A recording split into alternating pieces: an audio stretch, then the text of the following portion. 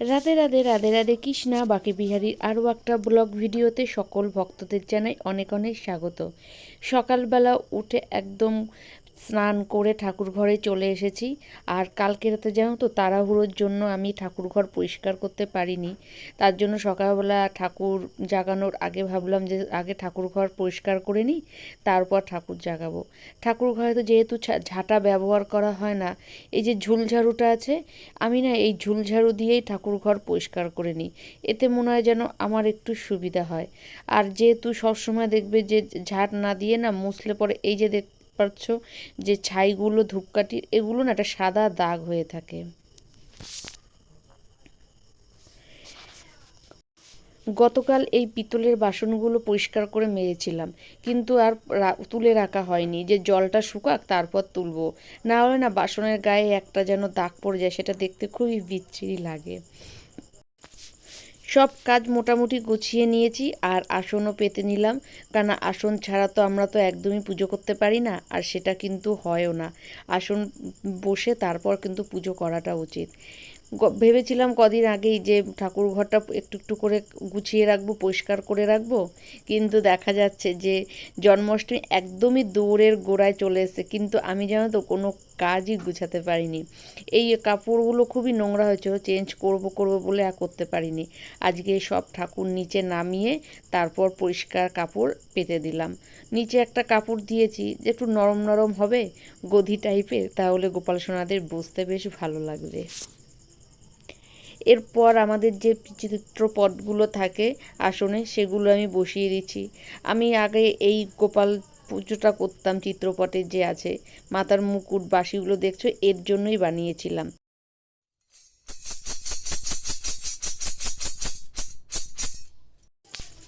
গোপাল সোনাকে জাগানো হয়ে গেল।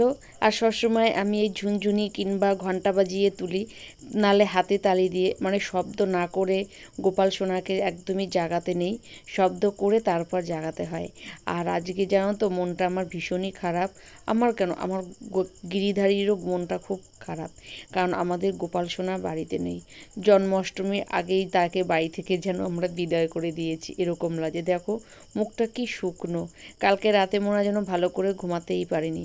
আশ্চর্য ব্যাপার, কালকে সারা রাত ঠাকুর ঘরের লাইটটা আমরা অফ করে দিয়েছি, তারপরে জানো তো লাইটটা কে যে ধরালো তাও জানি না, একা একাই লাইটটা ধরে গেছে আর সারা রাত ঠাকুর ঘরের লাইটটা জ্বলছিল। কিন্তু রাতে যখন দেখলাম লাইটটা জ্বলছে, তখন যেন আমরা নিভাইনি, যে হয়তো গোপাল সোনা নেই বলে গিরি সোনার একটু কষ্ট হচ্ছে। কেননা গিরি সোনা আসার পর থেকেই দুজনে একসাথেই থাকে।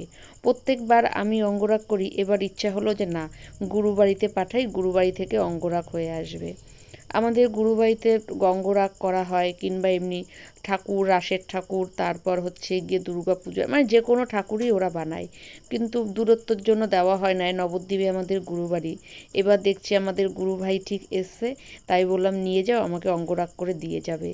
ওই নিয়ে গেছে, আবার ওই দিয়ে যাবে, এই ভেবেই পাঠালাম, কারণ আমাদের এখানে ট্রেনের খুব প্রবলেম। এছাড়াও দেওয়া হয় না, কে দিয়ে আসবে কে নিয়ে আসবে ঠিক সময় করে যেন আর জন্মাষ্টমীর আগে উঠতে পাইনি।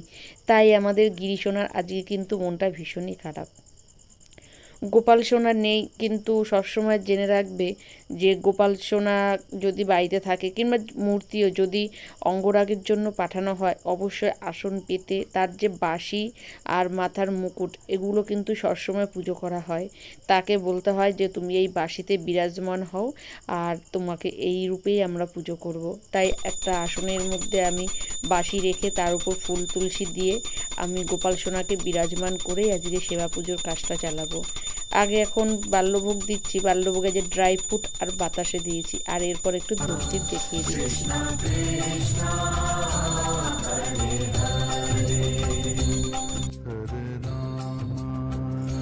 এগুলো হচ্ছে আমাদের ছোট সোনার জুয়েলারি, কোমরের বিছে, গলার, হাতের চুড়ি, পায়ের মল। এখানে একটা মল দেখতে পাচ্ছ, কারণ ও কোনো সময় দুটো মল পরে না, একটা মল পরবে আর একটা সবসময় পা থেকে খুলে রাখে, তার জন্য আমি ওকে একটা মলই পরাই। তবে আমাদের বড় সোনা কিন্তু তা করে না, এ আমাদের খুবই শান্ত। এ দুটো মলই এর পায়ে আছে, হাতের চুড়ি এগুলো সব খুলে আমি ওখানে রেখে দিয়েছি। আর দেখো এখন কিন্তু করে স্নান দেবো গোপাল সোনাকে, গিরি সোনাকে। এখানে অবরূপেরাই আমার শেষ। আজকে তো শপিং করবো, গোপাল সোনাদের জন্মাষ্টমী, তাই ভাবছি তখন ফুলের দিলাম, তুলসী দিলাম, আর এখানে এখন স্নানের জল বারবার জানো তো আজকে ভুল হয়ে যাচ্ছে, যখনই আমি ডাকছি গিরি সোনাকে আমি গোপাল সোনা বলে দিচ্ছি। মানে অনেক সময় দেখবে বাড়িতে এরকম হয় যে যখন কেউ থাকে না তখন তার নামটাই বেশি স্মরণ হয়। আর গোপাল সোনা যে নেই, সত্যি আমাদের সিংহাসনটাও খারাপ আর আমাদের গিরি সোনার মনটাও খুব খারাপ।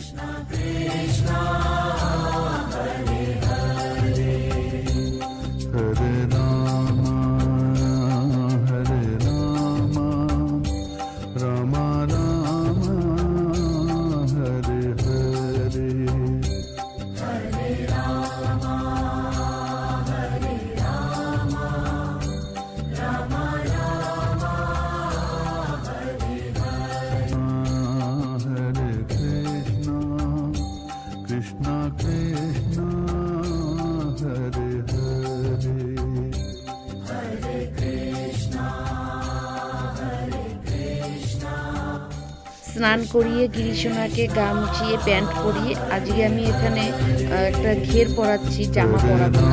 আজকে আমাদের এখানে খুব একটা ঠান্ডাও না গরম না, ওয়েদারটা খুবই ভালো, তাই বললাম যাক এই ঘেরটাই পরিয়ে দিই। আর কি হয়, দুজন আগে যখন ঘের কিংবা এরকম বড় বড় জামা পরাই না, দুজন দুজনার থেকে অনেকটা দূরে বসে থাকে, এটা যেন দেখতে আমার একদম ভালো লাগে না। তাই বেশিরভাগ টাইম ছোট ছোট মানে নিজে হাতে বানানো ঘের দেওয়া জামা ওগুলোই পরিয়ে থাকি। তাই আজকে যখন একা আছে, উনি বিরাজমান করছে সিংহাসন জুড়ে, আজকে ওনার রাজত্ব চলুক, আজকে তাই এই ঘের আর এই উত্তরীটা পরিয়ে দিয়েছি। সুন্দর লাগছে কিন্তু। আমাদের গিরি সোনার গায়ের রং কালো হলেও মানে কিন্তু যেই পোশাক পরানো হোক ওকে খুব সুন্দর দেখায়। এটা আমাদের পাড়াতেও সবাই বলে যেই দেখতে আসুক যে তোমাদের গিরি সোনা না দেখতে খুব সুন্দর। আর যখন এই কথাটা বলে তখন আমার যে কি আনন্দ হয়। তবে আমাদের গোপাল সোনাও কিন্তু খুব সুন্দর। আর কি হয়েছে ব্যাপারটা, আমাদের গোপাল সোনা তো আমাদের এখানকার, আর আমাদের গিরি সোনা হচ্ছে বৃন্দাবনে। বৃন্দাবনের ঠাকুরের না অপরূপ এক যেন মূর্তি, মানে এরকম চোখ মুখ অন্য কোথাও পাওয়া যায় না। এটা আমি না, সবাই যে গেছে তাই বলে যে ওখানকার মানে ঠাকুর আর অন্য কোথাও ঠাকুর মানে দেখতে অনেকটাই যেন পার্থক্য। আর দেখো আজকে আমি গিরি সোনাকে একটা পাগড়ি বেঁধে দিয়েছি, আর তার সঙ্গে এই যে আমার হাতে বানানো প্যাচগুলো, এগুলো আমি একে পরিয়ে দিচ্ছি। আজকে কিন্তু আমি গিরি সোনার জন্য এই পাতার ফুল দিয়ে মালা গেঁথেছি। এই ফুলের নিজস্ব কোনো গন্ধ থাকে না, তাই একটু সুগন্ধি করার জন্য না আমি এর মধ্যে একটু অগরু দিয়ে দিয়েছি আর চন্দন দিয়ে, তারপর দেখো গিরি সোনাকে পরিয়ে দিলাম। আর আজকে কিন্তু আমাদের গিরি সোনাকে পুরো রাজার মতো দেখাচ্ছি, খুব সুন্দর। আর তারপর সরবার শেষে আমি এখানে একটু গোলাপের আতর দিয়ে দিচ্ছি। এরপর আমি সিংহাসনে বসিয়ে ভোগ নিবেদন করব। আর তারাই কিন্তু গোপাল সোনার আর গিরি সোনার হাত ধুয়ে দিচ্ছি। আর তারপরে একটু ধূপধীপ দেখিয়ে ভোগ নিবেদন করব। তারপর গোপাল সোনা আর গিরি সোনার ভোগ সরিয়ে আমরা যাব শপিং করতে। কৃষ্ণ কৃষ্ণ হরে হরে হরে রাম হরে রাম রাম রাম হরে হরে হরে রাম হরে রাম রাম রাম হরে হরে। দুপুরে গিরি সোনাকে ভোগ নিবেদন করে তারপরেই কিন্তু আমরা খাওয়া দাওয়া করে বেরিয়ে পড়েছি বন্ধুরা। আর দেখো কি যে বৃষ্টি হচ্ছে, মানে মানে মুষলধারায় যাকে বলে বৃষ্টি। মানে এই বৃষ্টির মধ্যে যদি আমরা না বেরোই না, বাড়িতে যেতে যেতে আমাদের অনেকটা বেলা হয়ে যাবে। তাই ভাবলাম যে না, ঘরে বসে লাভ নেই, বৃষ্টির মধ্যেই আমরা বেরোবো। আর দেখো এবার কিন্তু আমরা বাজারের মধ্যে ঢুকেও পড়েছি, কেননা বাজারটা আমাদের বাড়ি থেকে প্রায় অনেকটা দূর, তার জন্য টোটো করে আসতে হয়। আর এখানে নবদ্বীপের মতো অত ভালো সব কিছু পাওয়া যায় না, তবে দেখা যাক যে আমরা এখান থেকে কি পাই না পাই। তবে গোপাল সোনার কাছে আমি বলে এসেছি, গোপাল সোনা আমি যেন আমার মন মতো আর তোমার মন মতো যেন আমি সব কিছু করতে পারি। আর তাই বলেই কিন্তু আমি গিরি সোনাকে আর গোপাল সোনাকে বলে বাড়ি থেকে বেরিয়েছি। আর দেখো তোমাদের সঙ্গে কথা বলতে বলতে আমি কিন্তু এবার চলে এসেছি এই দোকানে। ঠাকুরের সব কিছুই পাওয়া যায়, তবে অত যে ভালো খুব সুন্দর পোশাক তা না, তবে মোটামুটি ভালোই পাওয়া যায়। আর মোটামুটি এ দোকানে দশকর্মার দোকান আর আর মানে ঠাকুরের পুজো সব কিছুই এখান থেকে পাওয়া যায়, লোকালে এই দোকানটা আমাদের। আর দেখো এই যে আসনগুলো, এই আসনগুলো ছোট থেকে একদম বড় মানে সাইজের আছে, তবে এই ছোট আসনগুলো নিলে না আমাদের ঠাকুর ঠিক বসতে পারবে না, গিরিশোনা আর গোপাল সোনা, তাই আমি না নেব এগুলো কিন্তু একটু বড় দেখে। কিন্তু হলুদটাও না বেশ ভালো লাগে, চারিদিকটা বেশ একটু চোখো চোখো ডিজাইন করা আছে একটু, কিন্তু এটা এতটাই ছোট, দেখা যাক কি নিই না নিই। চলো তোমরা সঙ্গে থাকো আর দেখতে থাকো। আর এই দেখো এবার আমি ভিতরে ঢুকে বসেছি, আর এই যে পোশাক আমি বাছছি দুজনার জন্য, তবে এই পোশাকগুলো কিন্তু একদমই কম কম দাম, 40 টাকা করে বলছে। তবে দেখা যাক যে আমি কোনটা নিই না নিই, কিন্তু পোশাকগুলো বেশ ভালোই সুন্দর, খারাপ না অতটা। আর এই যে আমাকে বড় বড় ঘেরও দেখালো, এই ঘেরগুলো নিলে কি হবে যে মানে গোপাল সোনাদের না দূরে দূরে বসাতে হবে, তার জন্য এই ঘেরগুলো বেশ কোমরের কাজটা ছোট, বেঁধে যদি পরানো হয় একজন হলে ঠিক আছে, তার জন্য এই ঘেরগুলো আমি নিচ্ছি না। আজকে কিন্তু আমি গোপাল সোনাদের জন্য জামাই নেব, ঘের আমি নেব না। এই সাদা ঘেরটা পছন্দ হয়েছে আমার, যে পরে অন্য সময় পরানোর জন্য, কিন্তু সাদা ঘের একমাত্র এই ছোটোটাই আছে, বড় মানে ছোট নেই, বড়ই আছে।